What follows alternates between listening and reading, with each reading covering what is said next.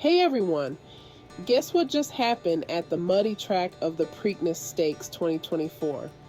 If you guessed an underdog story, then you'd be spot on. I'm here to tell you all about it, so let's dive in. So there's this horse, right? Named Seize the Gray.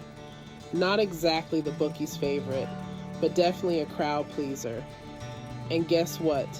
This horse just splashed through the mud to claim victory at one of the most thrilling horse races of the year.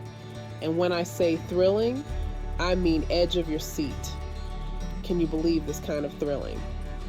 Now, imagine being Michael Behrens, one of the 2,570 people who own Seize the Gray. After the win, all he could muster was, "Are you kidding me?" I mean, if that doesn't scream movie script, I don't know what does. Picture it, the disbelief, the joy, the sheer awe.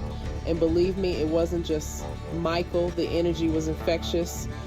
Everyone was feeling it. But here's where it gets even more movie-like. This year's Preakness wasn't just about the underdog winning. It was a celebration of community, of coming together.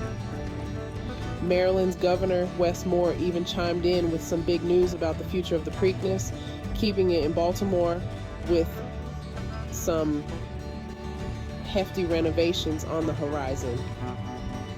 Talk about a commitment to legacy in sport.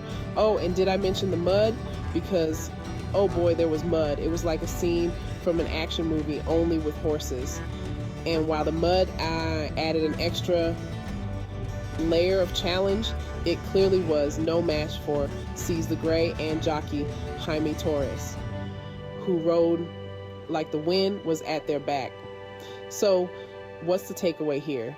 Never underestimate the underdog, or in this case, the under horse. It's the heart, the passion, and maybe a bit of muddy determination that can lead to the most unexpected victories. And who doesn't love a good underdog story? That's all from the Preakness Stakes 2024, folks. Keep rooting for the underdogs, and who knows, maybe next year we'll be the ones crossing the finish line first. Until then, keep your spirits high and your expectations filled with possibility. Catch you next time.